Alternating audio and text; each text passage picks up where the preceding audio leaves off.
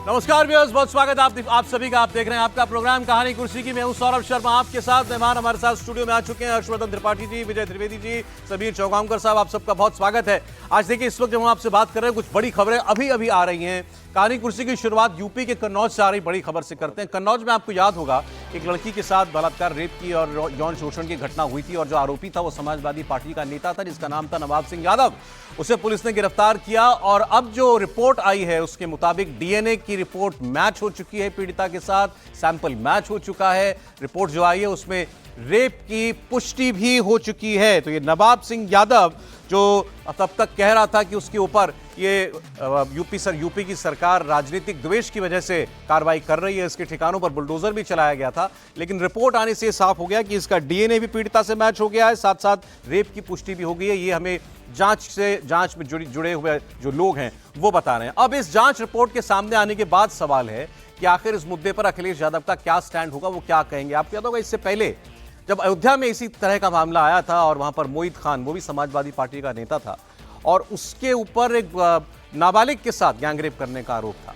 जब अखिलेश यादव से जवाब मांगा गया तो उन्होंने कुछ नहीं कहा, बस ट्विटर पर उन्होंने इतना लिखा था कि आरोपी की भी डीएनए की जांच होनी चाहिए। अब इस दूसरे मामले में तो डीएनए की जांच हो गई और डीएनए का मिलान भी हो गया। साफ हो गया कि नवाब सिंह यादव ने उस लड़की के साथ दुष्कर्म किया था, और कहां? अपने कॉलेज में नौकरी देने के बहाने उसे बुलाकर। लड़की ने जब इस पर एतराज किया, उसने सीधे पुलिस को बुलाया, 112 डायल किया, पुलिस मौके पर पहुंची, सब कुछ कैमरे पर कैद हुआ था। पुलिस अपने कैमरे पर उस आरोपी नवाब सिंह यादव को गिरफ्तार करके अपने साथ ले गई थी। और किस किस के साथ इसकी तस्वीरें आई थी वो भी याद कीजिए। ये नवाब सिंह यादव कन्नौज में ब्लॉक प्रमुख था समाजवादी पार्टी का। बताया जाता है कि अखिलेश यादव जब सांसद थे उस वक्त, उससे पहले ये उनका प्रतिनिधि भी रह चुका था, लेकिन समाजवादी पार्टी ने कहा कि अब ये हमारा नेता नहीं है, अब ये हमारे लिए काम नहीं करता है। लेकिन जिंदगी भर वो समाजवादी पार्टी का नेता ही रहा, कार्यकर्ता ही रहा। समाजवादी पार्टी अब इस पर क्या कहेगी? डीएनए की बात हुई थी, डीएनए की पुष्टि भी हो चुकी है, और ये वो उसी शख्स की तस्वीरें इस वक्त आप देख रहे हैं। यही है नवाब सिंह यादव, कन्नौज का एक रसूखदार आदमी है, एक मजबूत राजनीतिक आदमी है, और इसके ऊपर अपनी जो कॉलेज ये चलाता है वहां पर एक लड़की को बुला करके उसके साथ यौन दुष्कर्म करने का आरोप था। इसको गिरफ्तार पुलिस ने किया था और फिलहाल ये पुलिस की कस्टडी में है। डीएनए का सैंपल मैच हो चुका है। अब ये इस वक्त की बड़ी खबर है जिसकी हम लोग चर्चा कर रहे हैं। आपको सुनाते हैं इस मामले पर पुलिस क्या कह रही है। उक्त प्रकरण में घटनास्थल से फॉरेंसिक एविडेंसेस कलेक्ट किए गए थे, जिसे एफएसएल भेजा गया था। एफएसएल से रिपोर्ट प्राप्त हो गई है जिसमें दुष्कर्म किए जाने की बात की पुष्टि हुई है। इसमें कन्नौज पुलिस द्वारा अग्रिम कार्रवाई की जा रही है। तो पुलिस अधिकारी साफ कह रहे हैं कि फोरेंसिक जांच में साफ हो गया है, डीएनए का मिलान हो गया है, यानी इस व्यक्ति ने दुष्कर्म किया था। ये इसका सबूत, इसका साक्ष्य मिल गया है, वैसा सबूत जो अदालत के सामने रखा जा सकता है। कोई अभी भी कहेगा कि अरे अभी भी तो आरोपी है, अदालत के सामने जब ये सबूत जाएगा तब देखते हैं अदालत क्या फैसला करती है। ठीक है, लेकिन बात तो यही हुई थी ना, इनके बचाव में ना खड़े होकर के कवर फायर देने की कोशिश तो की गई थी ना कि डीएनए का मिलान कराओ, तो डीएनए का मिलान भी करा लिया गया। हर्षवर्धन त्रिपाठी जी, नवाब सिंह यादव।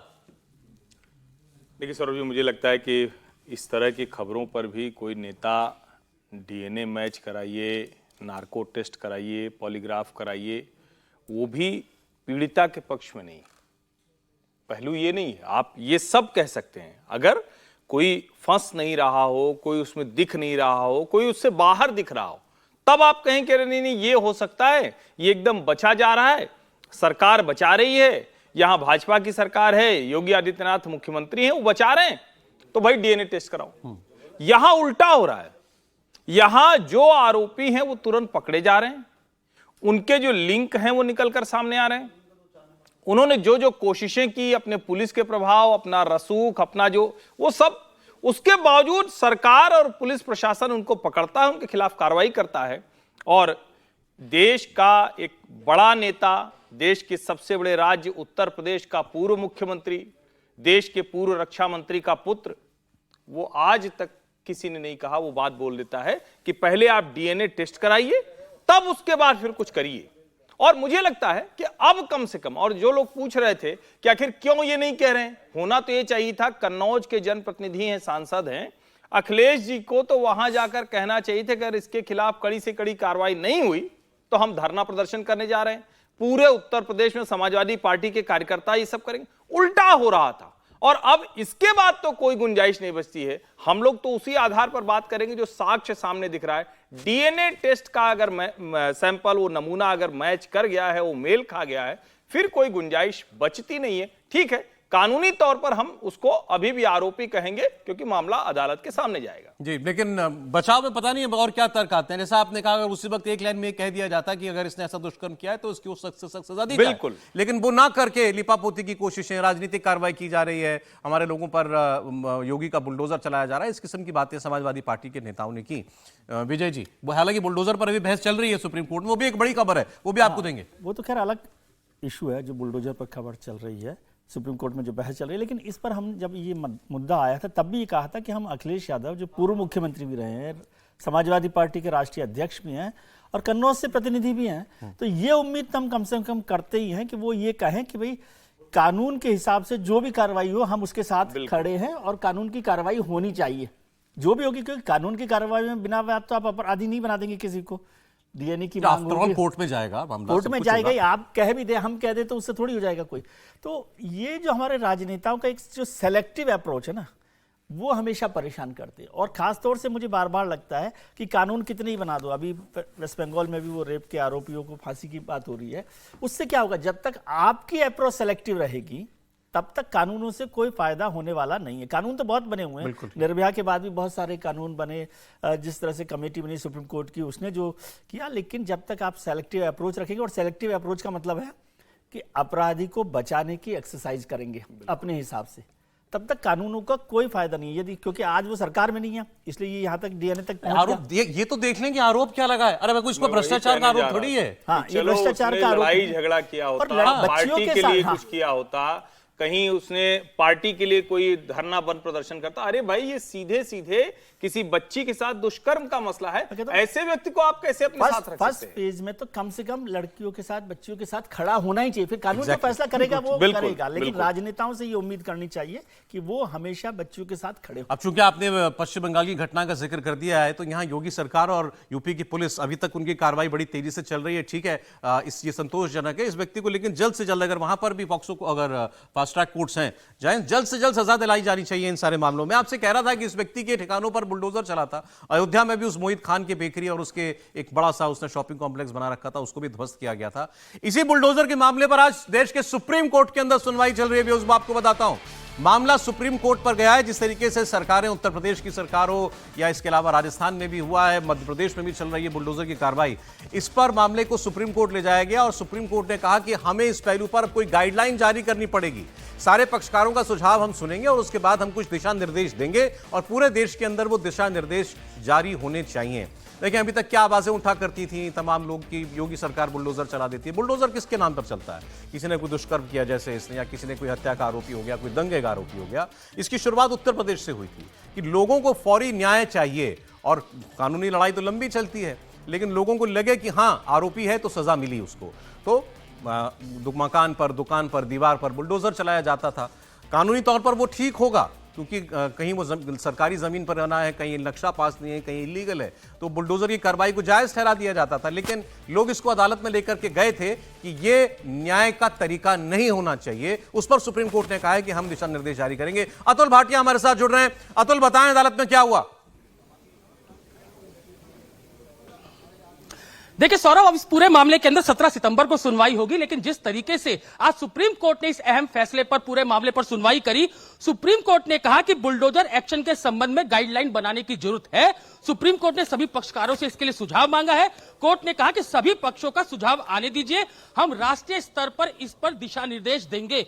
सबसे अहम बात यहां पर यह है सौरभ कि सुप्रीम कोर्ट ने आज यह बोला कि जिस तरीके से बुलडोजर की कार्रवाई हो रही है, अभी वो दोषी नहीं पाया गया है, अभी वो दोषी नहीं है, सिर्फ वो आरोपी है, और इसके बावजूद उसके खिलाफ जो है बुलडोजर कार्रवाई कर दी जाती है।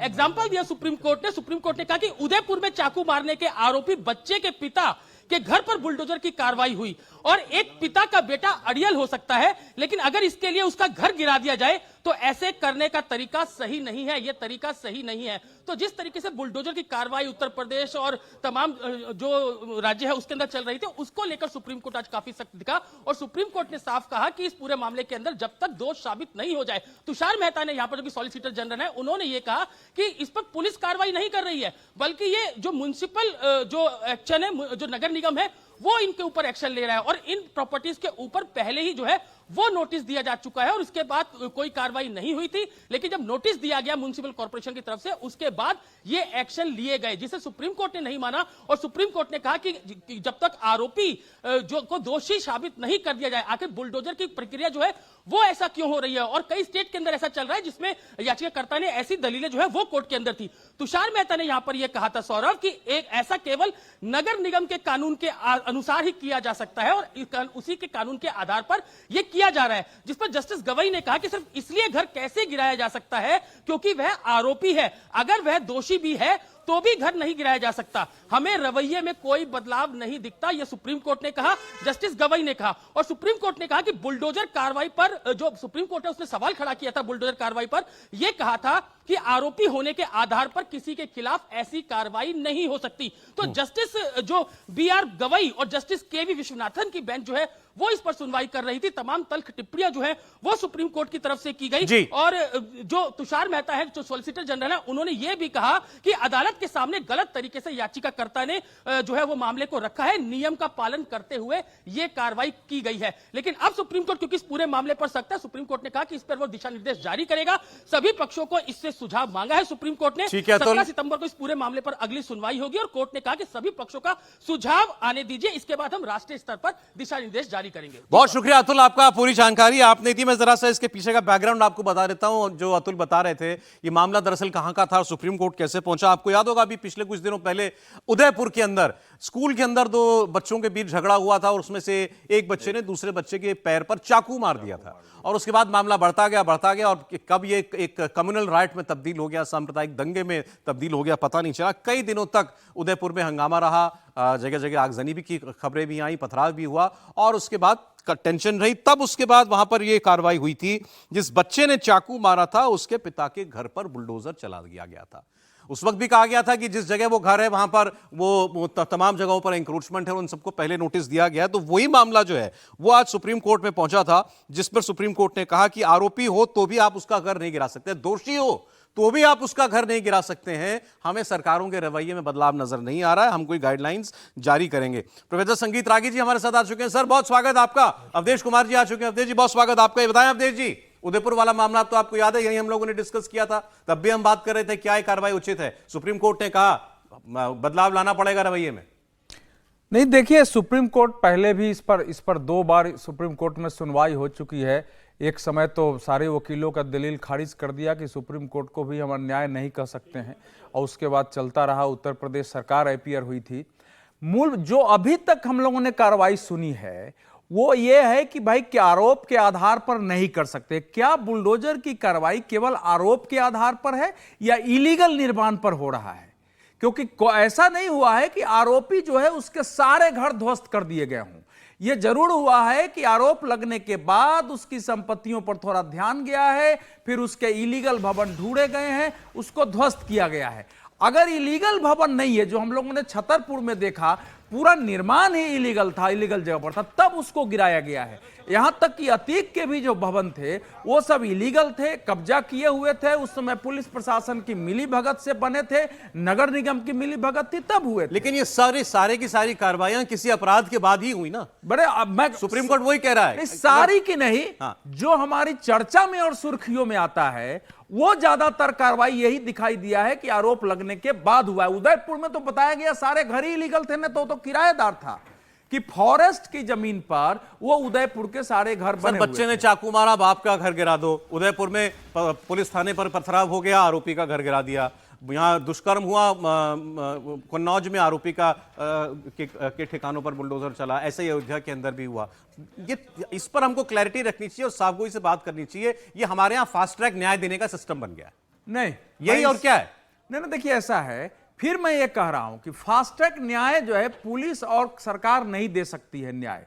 न्याय का काम न्यायालय का है, लेकिन कोई अगर सामने जुर्म करता हुआ दिख रहा है तो थोड़ी बहुत उसकी जांच करके जो उस पर इलीगल चीजें हैं उसको जब्त करना, उसको तोड़ना, यह भी भय निवारक एक्शन में आता है। इसको डिटरेंट एक्शन। विजय जी इस पर कुछ कहना बताएं सर।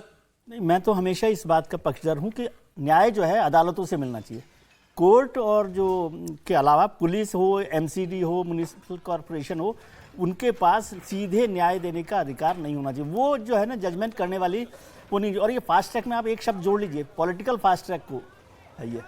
हाँ, पॉलिटिकली है, सरकार कर रही है। फास्ट ट्रैक जस्टिस है, इससे मैं सहमत नहीं हूं, चाहे किसी का भी हो। यदि फैसला अवैध निर्माण है तो सरकार जाए, कानून के हिसाब से जो आदेश हो उस पर तोड़े। और वो अवैध कानून तो सरकारों में, छतरपुर का जिक्र किया गया, वहां पे 20 साल से एक सरकार है, उसके दौरान वो निर्माण हुआ, उसके दौरान वो बना, वो बनता रहा, तोड़ा गया क्या कभी? तो उसके लिए किसी अफसर को, किसी वही तो बात है मुख्यमंत्री जो सॉलिसिटर जनरल ने सुप्रीम कोर्ट में कहा कि ये कार्रवाइयां म्युनिसिपल कॉर्पोरेशन कर रही है, किसी नगर को निगम नहीं कर कहा, रहे हैं कार्रवाई। म्युनिसिपल कॉर्पोरेशन से क्या फर्क पड़ रहा है? म्युनिसिपल कॉर्पोरेशन हो, पुलिस हो, काम फैसला अदालत के आदेश पर होना चाहिए। इसमें कोई तरह का कंफ्यूजन नहीं होना चाहिए, मैं ऐसा समझता हूं। जी समीर जी। देखिए, उदयपुर में जो घर गिरा उसके बारे में एक इंटरेस्टिंग खबर आई थी। 16 मकान जो थे वो अवैध थे, वहां पर वो मकान गिरा एक ही। छतरपुर में जो मकान गिराया गया वहां 7 मकान नगर निगम का कहना है कि अवैध तरीके से बने हैं। कुछ मकानों ने लिमिट के बाहर अपना मकान एक्स्ट्रा कर लिया है, कुछ मकानों ने 2 मंजिला की परमिशन थी, 2 मंजिली एक्स्ट्रा बिना परमिशन की बनाई। निगम ने उनको नोटिस दिया है, लेकिन मकान गिरा एक ही व्यक्ति का। अगर अवैध निर्माण आप गिरा रहे हो तो सारे अवैध निर्माण एक साथ में गिराइए ना आप फिर एक मकान क्यों गिरा रहे हो उदयपुर का? उसके साथ जितने अवैध मकान आपने आइडेंटिफाइड करे, एक साथ बुलडोजर लगाइए, सारे मकान गिराइए। और आप कहिए कि इस आरोपी का तो मकान था ही, बाकी जो अवैध थे हमने वो भी मकान गिराए।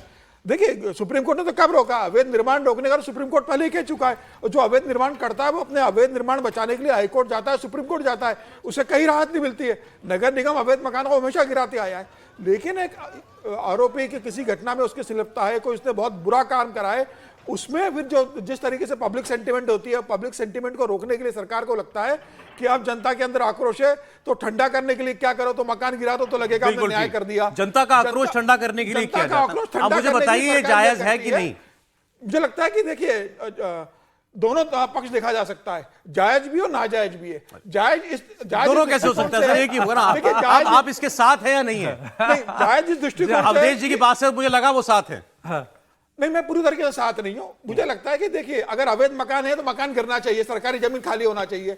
लेकिन अगर उसने क्राइम किया तो न्यायालय से उसको सजा मिलना चाहिए। अदालत में वकील सरकारों के बचाव में दलीलें देंगे, हम क्यों दें? जो बात है सीधी सीधी वो कहनी चाहिए। जो बात उन्होंने कही, किसी ने कोई अपराध किया, अदालत कब सजा देगी? पब्लिक को अभी न्याय चाहिए। अवैध निर्माण है, घर गिरा दो, बुलडोजर चला दो। आप कानूनी तौर पर उसको गलत नहीं कह सकते। ये डेटरेंट एक्शन में कह रहा हूं, वो भय से भी आगे सरकार कोई नोटिस अपराध दिखा न देगी कि करे। हमने तो नोटिस दिया था। देखिए, मुझे लगता है कि सुप्रीम कोर्ट जब ये गाइडलाइन तय करे तो ये भी गाइडलाइन साथ ही साथ तय कर दे कि सिविल मैटर्स पे कितने दिनों के अंदर, 3 महीने के अंदर पूरा नीचे से लेकर के ऊपर तक कार्रवाई हो जानी चाहिए। 4 लाख से ज़्यादा सुप्रीम कोर्ट में भी केसेस पड़े हुए हैं। सिविल मैटर्स में 30-30 साल नहीं, 4-4 जनरेशन खप जाते हैं। सबको ही पता है कि अवैध निर्माण आप कर लीजिए, आप खुद भी कोर्ट में पार्टी बन जाइए, आपका कुछ नहीं होने जाने वाला है। जिस प्रकार से कान में तेल डाल करके न्यायालय सोए रहते हैं, जिस प्रकार से कान में तेल डाल करके ब्यूरोक्रेसी सोई रहती है, इससे कुछ नहीं फर्क पड़ने वाला है। मेरा ये मानना है कि यदि अवैध निर्माण है, इस बात से मैं सहमत हूं कि पूरा तोड़ दिया जाना चाहिए यदि अवैध निर्माण किया है तो। और खास करके सुप्रीम कोर्ट को तो इसमें हाथ डालने की आवश्यकता नहीं है। यदि कानूनन वो जुर्म किया है, मजेदार बात है कि सुप्रीम कोर्ट के गाइडलाइंस में कह रहा है कि हम, यदि उसने गलत भी किया है, यदि गलत तरीके से उसने बना भी लिया है, तब भी आप नहीं तोड़े, तो क्या करें? म्युनिसिपल कॉर्पोरेशन आपके चक्कर लगाते ये नहीं कहा। सुप्रीम कोर्ट ने कहा अगर मान ले, अगर किसी ने दुष्कर्म किया है, नहीं, अगर वो उसका दोषी साबित भी हो जाता है तो उसका मकान, वो अलग राइट है उसका। नहीं, मैं बिल्कुल वो अलग चीज है। लेकिन यदि वो इलीगल कंस्ट्रक्शन है और तब जाकर के यदि म्युनिसिपल कॉर्पोरेशन तोड़ती है, तब सुप्रीम कोर्ट को क्यों परेशानी होनी चाहिए? फिर वही कह रहा हूं, साफ साफ बात हमारे सामने मैटर है ना। अपराध हुआ, अपराधी का इलीगल कंस्ट्रक्शन ढूंढा जाता है। मैंने अपराधी का इलीगल कंस्ट्रक्शन ढूंढ के तोड़ा जाता है। एक चोर पकड़ा जाता है, उस चोर को ये बोलने का कोई अधिकार नहीं बनता है कि देखिए बगल में भी चोरी हो रही है, आपने उसको क्यों नहीं पकड़ लिया? उसको भी पकड़ना चाहिए। जो अवैध निर्माण बाकी है उसके लिए भी तर्क होना चाहिए। बुलडोजर एक्शन के साथ हैं? मैं बिल्कुल बुलडोजर एक्शन के साथ हूं, मैं खुलेआम कर रहा हूं, बुलडोजर एक्शन के साथ हूं। दिल्ली के अंदर इतने इलीगल कंस्ट्रक्शन हैं सुप्रीम कोर्ट क्या कर रही थी, हाईकोर्ट दिल्ली का क्या कर रहा था, म्युनिसिपल ये बाकी जो डिस्ट्रिक्ट कोर्ट थे वो क्या कर रहे थे। इस रेलवे की इतनी संपत्ति जो है अवैध निर्माण, आपको याद होगा कि झारखंड के केस में रेलवे की जमीन कब्जा किए हुए है और सुप्रीम कोर्ट कह रही कि आप उनको हटा नहीं सकते हैं, तो क्या करना चाहिए उसको? इंतजार कीजिए जब तक उनमें कोई अपराध करेगा, उसके बाद तोड़िएगा। कोर्ट तो 10 साल तक नहीं, 10 साल तक कोर्ट जो है वो कान में तेल डाल करके बैठी रहेगी। एक के बाद कल ही सुप्रीम कोर्ट के चीफ जस्टिस बैठे हुए थे और वहीं पर द्रौपदी मुर्मू ने टिप्पणी किया ये बात कि भाई आप एक के बाद आप जो तारीख देते हैं उसमें क्या न्याय मिलता है? मैटर क्या? इलीगल कार्रवाई या कोर्ट के केसेस नहीं है, मैटर बुलडोजर जस्टिस पर है। मैं कह रहा हूं बुलडोजर, इसको आपने शब्द दे करके गलती किया है, ये बुलडोजर जस्टिस नहीं और है। क्या है? वो म्युनिसिपल कॉर्पोरेशन उसकी जमीन पर गलत तरीके से बिल्डिंग बनाया हुआ है, उसको ऑलरेडी पहले नोटिस अब आप वो दिया कह रहे हैं जा चुका है, जो उसके बाद सरकार के उसको तोड़ा वकील गया। कह रहे हैं अदालत में, अब आप वो दलील दे रहे हैं। हर्षवर्धन त्रिपाठी जी बताइए, सब सारा बुलडोजर तो यूपी में ही चलता है ना, योगी जी तो मशहूर हैं बुलडोजर बाबा के नाम से। नहीं, दरअसल संदर्भ लेकर आएंगे तो समझ में आ जाएगा। विकास दुबे को याद कीजिए, विकास दुबे ने गोली चलाकर एक डिप्टी एसपी की जान ले ली थी। पुलिस वाले जिस तरह से उनका मोरल डाउन था, बाकायदा गोली चली थी, आमने सामने की गोली चली थी और वो इतना उसका दिमाग खराब हो कई गया और था, पुलिसकर्मी मारे इतना गए थे। बददिमाग था कि कई लोग मारे गए। विकास दुबे की जितनी संपत्ति बनी थी वो इसी तरह के आतंक, इसी तरह के डर, इसी तरह की वसूली, इसी सबसे बनी थी। जब वो काम हुआ तो किसी ने उस पर सवाल नहीं उठाया और वो मामला भी कोर्ट में गया था, कोर्ट ने उस पर रोक नहीं लगाई। अतीक अहमद का घर जब गिरा, 1200 एकड़ तो एक उसकी कंपनी थी, उसके आधार पर उसने कब्जा कर लिया था, उसको भी ढा दिया गया। करेली में आपको याद होगा जुमे की नमाज के बाद जब पत्थरबाजी हुई थी तो एक जिसके घर से कुछ आपत्तिजनक सामग्री मिली थी उस पर भी हुआ, तो उस पर भी हाईकोर्ट में गया मामला और वहां भी नहीं रुका। सवाल यह है कि किस तरह से बुलडोजर चल रहा है। अगर कोई अपराधी है, उसने इसी तरह से कब्जा कर रखा है, तो जब मामला सामने आता है तब सरकार काम करती है। कोई भी सरकार एक साथ अगर बड़ी बस्ती अवैध बन गई तो सबको ध्वस्त नहीं कर सकती, ये थोड़ा समझिए। ये बुलडोजर जस्टिस नहीं है, ये दरअसल जिसको कहते हैं कि जस्टिस जो डिले हो गया था उसको थोड़ा सा टाइम पे लाने की कोशिश है। अब आप इसको समझेंगे और कोई कहे कि किसी क्या हो गया है, जैसे उस बच्चे ने चाकू मार दिया, उसका घर गिरा दिया, वो बिल्कुल गलत है। ये मतलब आपको फर्क करना पड़ेगा, घटना के आधार पर सरकारों के काम करना पड़ेगा। और एक बात मैं बताऊं आपको, हर शहर का तोड़ू दस्ता लगभग हर महीने, हर हफ्ते छोटे छोटे लोगों को तोड़ता है, तब तो कभी कोई बात नहीं होती। वो उनका किनारे रहता है, वो नगर निगम को 20 रुपया 50 रुपया रोज देते भी हैं और अचानक एक दिन आता है तो बेचारे अपनी बल्टी टपरी सब उठा के किनारे लेके भागते हैं, ठेलिया पे रख के भागते हैं, उनको कोई पूछने नहीं आता है। लेकिन जब ऐसे बड़े अपराधियों के घर गिरते हैं, जब इस तरह के बड़े बड़े साम्राज्य ढहते हैं, तो उसकी चर्चा सुप्रीम कोर्ट में होती है। आप साथ हैं इसके? नहीं, मैंने तो कहा ना कि अगर कोई ऐसे मामले में दिखाने के लिए कर रहा है तो गलत है, बाकी बिल्कुल कार्रवाई होनी चाहिए। जो डर से डरा, जैसे नवाब सिंह के मामले में बिल्कुल कार्रवाई होनी चाहिए, मोहित खान के मामले में बिल्कुल कार्रवाई होनी चाहिए, विकास दुबे पर कार्रवाई बिल्कुल जायज हुई थी।